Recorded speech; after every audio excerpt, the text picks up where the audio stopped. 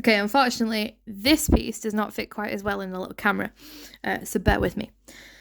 This is just some tips for writing your 20-mark research methods questions. When you start writing these questions, 1, you need to make sure you're annotating the question. 2, annotate the item. But 3, you need to make sure you are actually considering these 4 things. 1, what are the strengths of the method you are choosing to use to research? 2, what are the weaknesses of the chosen method you need to talk about in the research? 3, what's the educational context? What are they actually asking you to research? What part of education are they expecting you to discuss? Okay. And 4, what is the actual research method? Okay. What is actually happening in the question? Is it an observation? Is it an interview? Is it a focus group? Is it a lab? Okay.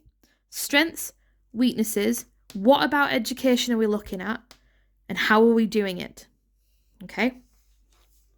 So if it may be the achievement of pupils within schools, every strength or limitation needs to be in the context of pupils in schools.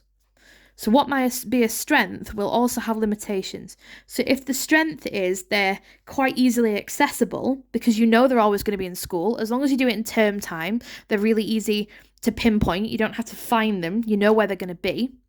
The weakness is going to be that you have head teachers that are gatekeeping. They don't want their school to look bad, so they don't want to give you access. Because what happens if you find something that's not good for their image? Every strength absolutely has a limitation, okay? And the whole point of these paragraphs is to talk about both.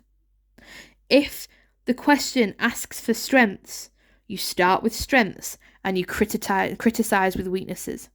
If the question asks for weaknesses, you start with weaknesses and then you criticize with strengths. It is the strengths and weaknesses of the method. So in this context, the educational context is what I've just said about they're in school, it's in term time, you know where to find them. But the weakness may be that they can't get access. Now those points are linked. It's all about access, okay? But the problems that arise are slightly different, okay? Something else I need you to think about specifically when you're talking about this, okay? The actual research method. And anytime you're really starting to talk about theoretical factors, okay? What is the impact on the data, okay? You are doing this research. You are discussing this research. What is the impact on the data? What has that method done to the data? Has it made it high in validity? Has it made it low in validity? Has it increased the reliability, the replicability, okay, the generalizability? Or has it decreased those things? Has it not had an effect? You need to include that.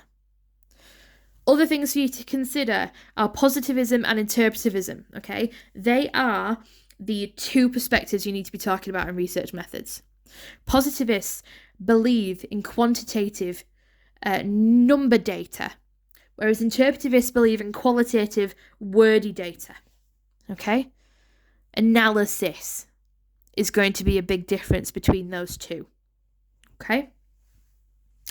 This is what a single research methods paragraph should look like.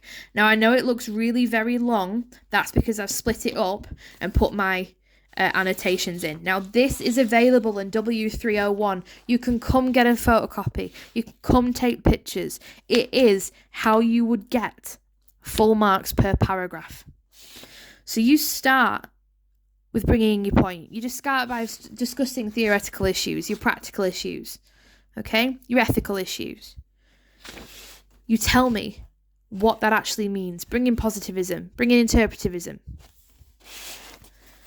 You tell me how that affects the data. What does that actually do to the study? How is that a problem with education? What about education might make that easier or harder to do? You bring in the opposite side. Why might it be easier or harder to do? If you're leading with the strength, you end with a weakness. If you're leading with a weakness, you start with a strength. Okay? And finally, you link back to the question. You make sure you're still actually answering the question that is asked of you. Okay? This 3 or 4 times for a research methods question. So we need to be thinking of practical, ethical, and theoretical factors. Okay? Theoretical factors include generalizability, reliability, replicability, and validity. Practical factors include time, money, researcher ability, access, getting in, getting out. And ethical issues include consent, informed consent, deception, harm. And one thing I do want to point out to you, especially in education, and that some of you are still not necessarily quite grasping, is this idea that children cannot consent. They are not 18. They do not have the right to consent. Okay? With research with children, the next best thing is you can get consent from the parents, but it is not informed consent because it has not come from the participant directly. So that can be both considered a strength and a weakness. The strength is you can get around it, you can get consent. The weakness is that you have not got informed consent. And that is what we should be aiming for in research. So as I said, guys, this is in W301. Please come help yourselves to have a look. Come get pictures. I'll photocopy it for you. Please use the writing frames I've given you where I spell out the sentence starters to work from. You'll find it incredibly useful.